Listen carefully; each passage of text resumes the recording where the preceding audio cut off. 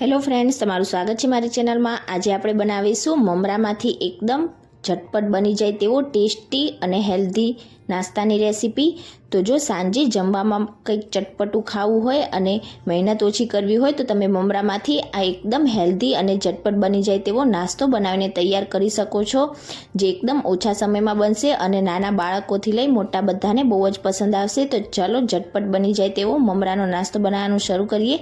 Recipe સારી લાગે તો વિડીયોને લાઇક કરજો, શેર કરજો અને ચેનલને સબસ્ક્રાઈબ કરીને બેલ આઇકન બટનને પ્રેસ કરજો। તો ચાલો બનાવીએ। તો તેના માટે સૌથી પહેલાં તો મેં 200 ગ્રામ જેટલા મમરાને ચાળી લીધા છે અને મમરા તમારા આ રીતના એકદમ ક્રિસ્પી હોય તેવા જ હોવા જોઈએ। જો ના હોય તો તેને થોડીવાર માટે ડ્રાય રોસ્ટ કરી લેવાના। અને હવે અહીંયા મેં અડધા કપ જેટલી થોડી ખાટી હોય તેવી છાશ લીધી છે। તો પહેલાં 1/4 કપ જેટલી છાશને આ રીતે આપણે મમરામાં એડ કરીશું। અહીંયા તમારે પાણીનો ઉપયોગ નથી કરવાનો, ફક્ત છાશથી તમારે મમરા પલાળવાના છે, એટલે એકદમ ટેસ્ટી એવો તમારો આ નાસ્તો લાગશે। હવે બધા જ મમરાને ઉપર નીચે કરતા જઈને એકદમ સરસ રીતે મિક્સ કરી લઈશું। તો અહીંયા તમારે વધારે પડતી છાશ પણ એડ નથી કરી દેવાની। મમરા એકદમ સરસ રીતે પલળી પણ જાય અને એકબીજાથી છૂટા પણ રહે એ રીતે તમારે મમરાને પલાળવાના છે। અને છાશ તમારી થોડી ખાટી હોવી જરૂરી છે, એટલે એકદમ ખાટો મીઠો એવો તમારો આ નાસ્તો તૈયાર થશે। હવે ઉપર નીચે કરીને બધા મમરાને આપણે એકદમ સારી રીતે મિક્સ કરીશું। તો ટોટલ અડધા કપ જેટલી છાશ ઉમેરીને મેં મમરાને એકદમ સરસ રીતે પલાળી દીધા છે અને મમરાની આ રીતે આપણે મુઠ્ઠી વાળીએ તો તમે જોઈ શકો છો એકદમ સરસ રીતે મુઠ્ઠી વળે છે અને આ રીતે અલગ કરીએ તો એકબીજાથી એકદમ સરસ રીતે છૂટા પણ થઈ જાય છે। તો તમારે આ જ રીતે મમરાને પલાળીને હવે સાઈડ ઉપર રાખવાના। હવે આપણે ગેસ ઉપર એક કઢાઈ રાખીશું અને તેમાં 2 ટેબલ સ્પૂન જેટલું તેલ ગરમ કરવા માટે રાખીશું। તેલ સરસ ગરમ થઈ જાય એટલે તેમાં 1 ટીસ્પૂન રાઈ ઉમેરીશું અને રાઈને સારી રીતે ફૂટવા દઈશું। રાઈ ફૂટી જાય એટલે અડધી ટીસ્પૂન જીરું ઉમેરીને તેને પણ સારી રીતે ફૂટવા દઈશું। જીરું ફૂટી જાય એટલે 1/4 ટીસ્પૂન હિંગ ઉમેરીશું અને 2 ટેબલ સ્પૂન જેટલા આપણે કાચા સિંગદાણા એડ કરીશું। અહીંયા તમારે મીઠો લીમડો એડ કરવો હોય તો એ પણ તમે એડ કરી શકો છો। 1 ટીસ્પૂન લીલા મરચાં, આદુ અને લસણની પેસ્ટ ઉમેરીશું અને હવે પેસ્ટને આપણે થોડી સેકન્ડ માટે સાતળી લઈશું। તો અહીંયા મારી પાસે લીમડો અવેલેબલ નથી એટલે મેં એડ નથી કર્યો, પણ હોય તો તમારે ચોક્કસથી એડ કરવાનો। અને હવે આ રીતે આપણે પેસ્ટને થોડી કચાશ દૂર થાય ત્યાં સુધી સાતળવી જરૂરી છે। અહીંયા જો તમે લસણ ના ખાતા હોય તો લસણને સ્કીપ કરી શકો છો, પણ ખાતા હોય તો જરૂરથી એડ કરજો। આ રીતે આદુ, લસણ અને મરચાંની પેસ્ટનો ટેસ્ટ આ નાસ્તામાં ખૂબ જ સરસ આવશે। તો લગભગ 1 મિનિટ જેવી મેં પેસ્ટને સાતળી લીધી છે। હવે તેમાં 1 બાઉલ આપણે મીડિયમ ચોપ કરેલી ડુંગળી એડ કરીશું। અહીંયા તમારે ડુંગળીને એકદમ ઝીણી પણ નહીં અને એકદમ મોટી પણ નહીં એ રીતે કટ કરવાની છે અને ફક્ત 1 મિનિટ માટે આપણે ડુંગળીને સાતળી લઈશું।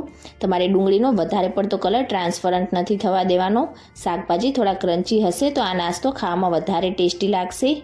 તો અહીંયા ડુંગળીને મેં 1 મિનિટ જેવી સાતળી લીધી છે। હવે તેમાં 1 બાઉલ આપણે મીડિયમ ચોપ કરેલું લીલું કેપ્સિકમ એડ કરી દઈશું। કેપ્સિકમના પણ તમારે મીડિયમ પીસ કરવાના છે, બહુ નાના પણ નહીં અને બહુ મોટા પણ નહીં એ રીતે। હવે કેપ્સિકમને પણ આપણે 1 મિનિટ માટે સાતળીશું।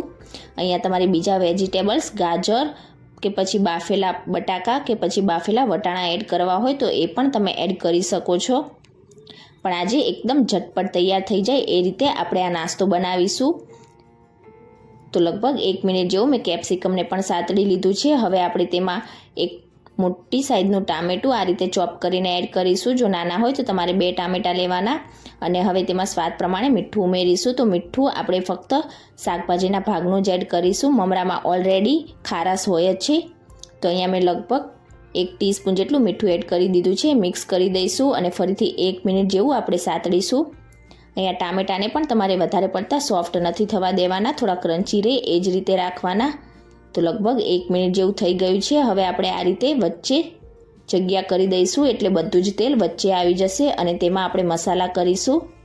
અડધી ટીસ્પૂન ગરમ મસાલો ઉમેરીશું, અડધી ટીસ્પૂન હળદર પાવડર ઉમેરીશું, 1/2 ટીસ્પૂન ધાણા જીરું પાવડર એડ કરીશું। ધાણા જીરું તમારે થોડુંક વધારે એડ કરવાનું।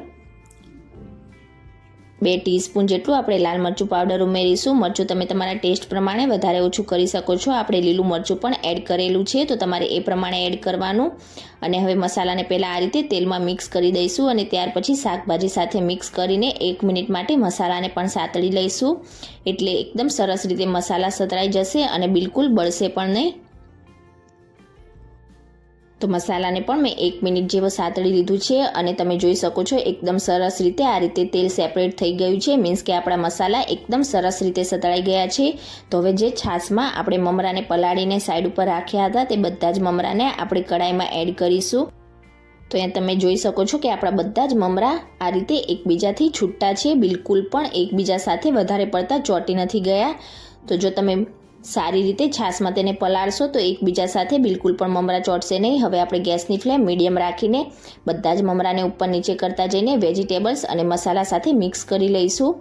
તો મમરા એડ કર્યા પછી તમારે તેને વધારે પડતા ઓવરકુક નથી કરવાના, ફક્ત મિક્સ થઈ જાય ત્યાં સુધી તમારે તેને કૂક કરવાના છે। અને આ નાસ્તો જ્યારે તમારે સર્વ કરવો હોય ત્યારે જ તમારે ગરમા ગરમ જ બનાવવાનો, એટલે ખાવામાં વધારે ટેસ્ટી લાગશે। તો તમે જોઈ શકો છો આપણા મમરા સાથે બધા વેજીટેબલ્સ અને મસાલા એકદમ સરસ રીતે કોટ થઈ ગયા છે।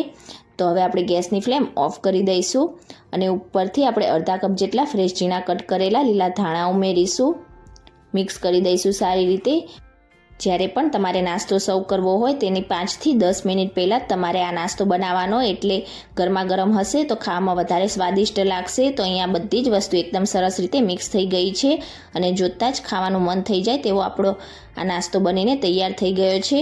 તો તમે વઘારેલી ખીચડી કે પછી વઘારેલા ભાત તો બહુ ખાધા હશે, પણ આ રીતે એકવાર વઘારેલા મમરાની રેસીપી જરૂરથી ટ્રાય કરજો, ખાવામાં બહુ ટેસ્ટી એવા લાગશે અને એકદમ સિમ્પલ રીતે છે, આપણે વધારે મસાલા પણ એડ નથી કર્યા, ઘરમાં જ રહેલી વસ્તુમાંથી આ નાસ્તો તમે બનાવીને તૈયાર કરી શકો છો।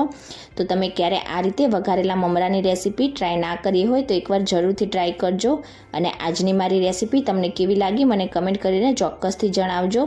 રેસીપી સારી લાગી હોય તો વિડીયોને લાઇક કરજો, વધારેમાં વધારે શેર કરજો અને ચેનલને સબસ્ક્રાઇબ કરીને બાજુમાં રહેલા બેલ આઇકન બટનને પ્રેસ કરજો, એટલે નવી નવી રેસીપીના નોટિફિકેશન આવશે। Thank you for watching.